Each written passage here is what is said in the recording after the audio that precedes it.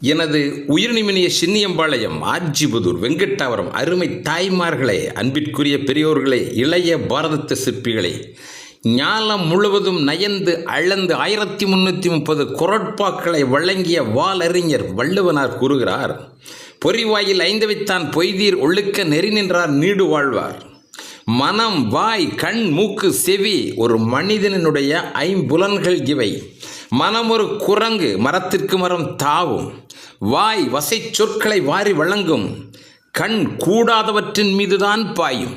மூக்கு பல் சுவைகளை நுகர்ந்து தீய வழிக்கு மனதை இழுத்துச் செல்லும். செவி கெடுதல் பற்றி பிறர் கிட வேண்டும் என்று செய்திகளை மகிழ்வோடு கேட்டு ரசிக்கும்.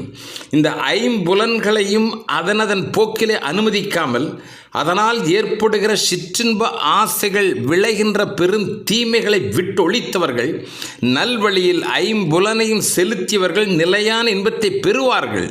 இதுதான் பேரின்பத்திற்கு அந்த நான்மறையோன் காட்டுகின்ற வழி.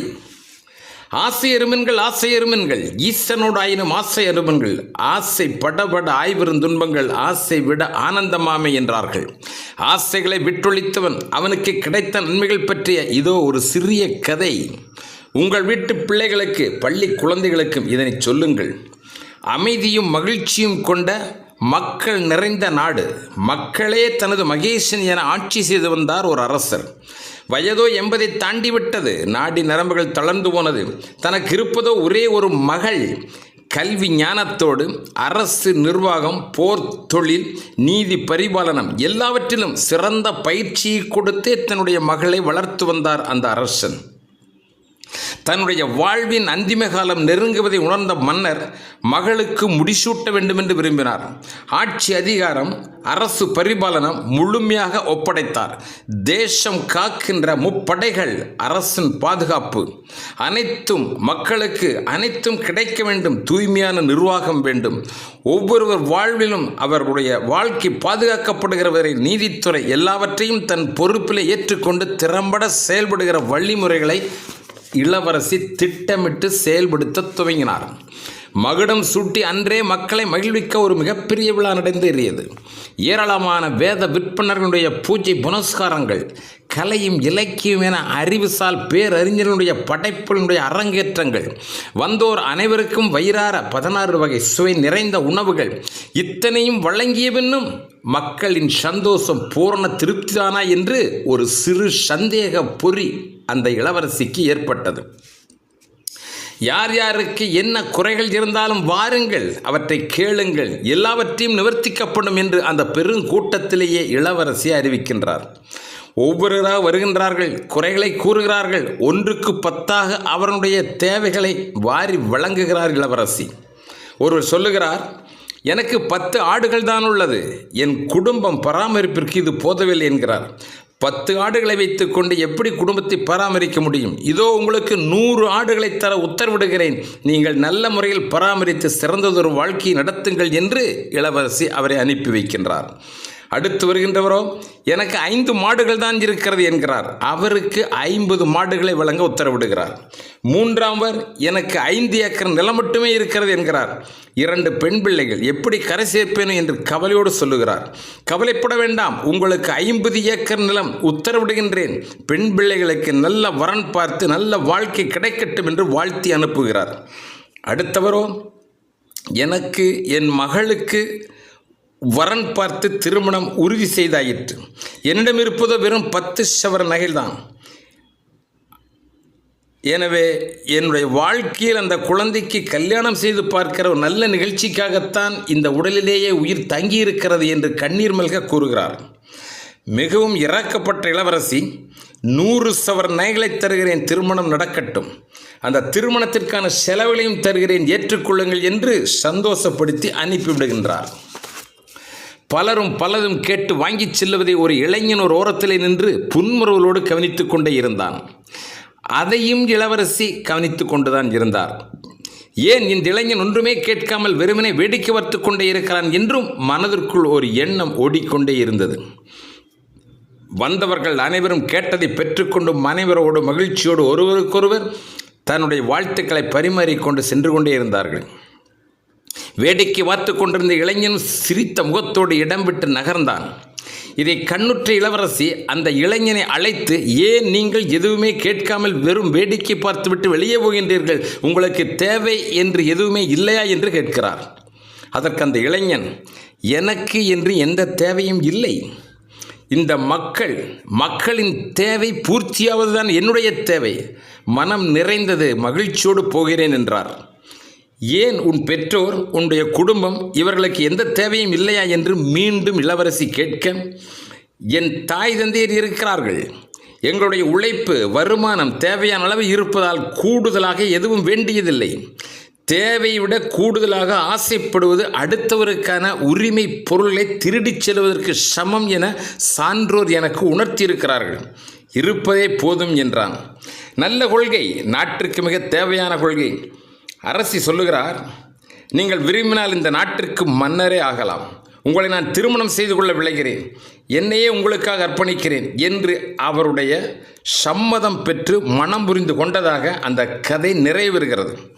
வள்ளுவன் கூற்றுப்படி ஐம்புலன்களையும் அடக்கி ஆளும் திறம் பெற்றவர்களுக்கு நிலையான இன்பம் கிடைக்கப்பெறும் என்ற கூற்று எவ்வளவு உண்மை என்பது புலனாகிறது. இந்த சிறு கதையை சொன்னவர் யார் தெரியுமா? பகவான் ஸ்ரீ ராமகிருஷ்ண பரமஹம்சர்.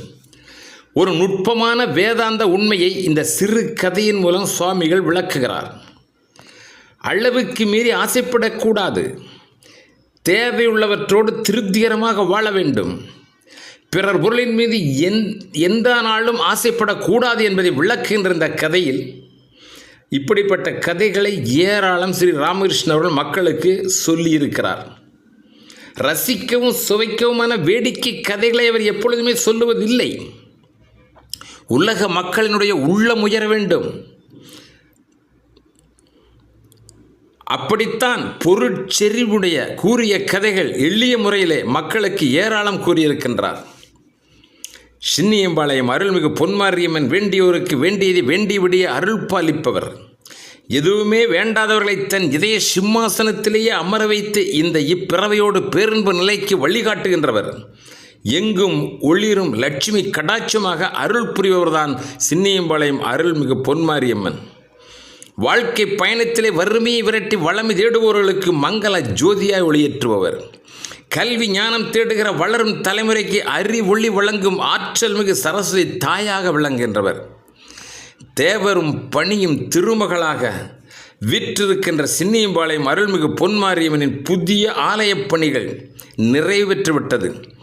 எழில்மிகு ஆலயத்தின் ஏற்றமிகு தோற்றத்தை காண வாருங்கள் என உங்களை அன்போடு அழைக்கிறோம்.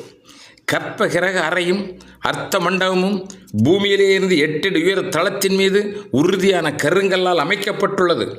மகாமண்டபம் 800 சதுரடி விஸ்தீர்ணம் கொண்டது. சுவற்றோடு அற்புதமான சிற்ப அழகு மிளிருகின்ற 4 கல் தூண்களால் நிலைநிறுத்தப்பட்டிருக்கிற அந்த மகாமண்டபம் பார்ப்பதற்கு பரவசமூட்டக்கூடியது. அம்மன் ஆலயத்தின் ஏற்றமிகு காட்சியே 1100 சதுரடி அமைக்கப்பட்ட வசந்த மண்டபம்தான். அருள்மிகு பொன்மாரியம்மன் விற்றிருக்கிற கற்ப கிரக ஆலயத்திற்கு மேல் 21 அடி உயரம், 3 அடுக்கு கோபுரம் உறுதியான கருங்கல்லில் அமையப்பெற்றுள்ளது. கோயில் கோபுரத்தினுடைய புறப்பகுதிகளிலே பூதகணங்கள், சப்த மாதர்கள் என 15 சிலைகள் அமைய உள்ளது. கோபுரத்தின் 4 திசைகளிலும் 16 கடவுள் சிற்பங்கள். ஊரின் எத்திசையில் உள்ளவரும் தன் வீட்டு மேல் மாடியில் நின்றே கோபுர தரிசனம் காண இயலும் என்ற வகையில் அது அமைக்கப்பட்டிருப்பது தனிச்சிறப்பு. அருள்மிகு அன்னையின் முன்பகுதியில் 1000 ஆண்டுகளானாலும் பழுதில்லாது நீடித்து நிலைக்கின்ற வகையில் குறையில்லாத கருமை நிற கற்களால் 15 அடி உயர கருட கம்பம் அமைந்துள்ளது. அருள்மிகு பொன்மாரியம்மன் திருக்கோயில் திருநெறிய தமிழ் திருக்குட நன்னீராட்டு பெருவிழா வருகின்ற பிராபவ ஆண்டு ஆவணி திங்கள் 27ஆம் நாள், அதாவது 2026 செப்டம்பர் மாதம் 13ஆம் நாள் ஞாயிற்றுக்கிழமை காலை 6 மணியில இருந்து 7 மணிக்குள்ளாக நடைபெற உள்ளது.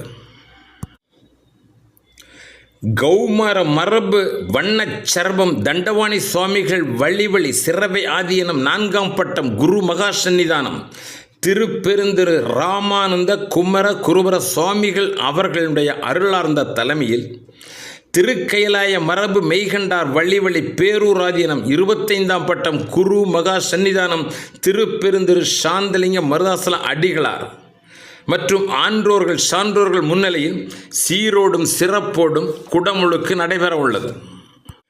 பேரன்பு கொண்ட பெரியோரை வாருங்கள், விழாவின் அனைத்து நிகழ்வுகளிலும் பங்கேற்போம். அன்னையின் பேரருள் பெற்று 100 ஆண்டுகளுக்கு மேலாக நலமாகவும் வளமாகவும் வாழ்ந்திட வேண்டுவோம். அன்புடையீர், உங்களது கனிவான கவனத்திற்கு இதோ என்னுடைய இன்னொரு வேண்டுகோள். பொன்மாரியம்மன் புதிய ஆலயம் அமைவதில் உங்களுடைய பங்கினை செலுத்திவிட்டீர்களா? வழங்கும் நன்கொடை சிறிதோ பெரிதோ அது 1000 ஆண்டிற்கு மேலாக நீடித்து நிற்கின்ற அம்மன் ஆலயத்தின் சரித்திர பதிவேடுகளில் உங்கள் பெயரும் சொல்லட்டும். உங்களது வாரிசு வழித்தோன்றல்கள் உங்களுடைய பெருமைகளை எண்ணி எண்ணி மகிழட்டும். வாருங்கள், ஆலய வழிபாட்டில் பங்கேற்க வாருங்கள் என்று மீண்டும் மீண்டும் அழைக்கிறோம். நன்றி, வணக்கம்.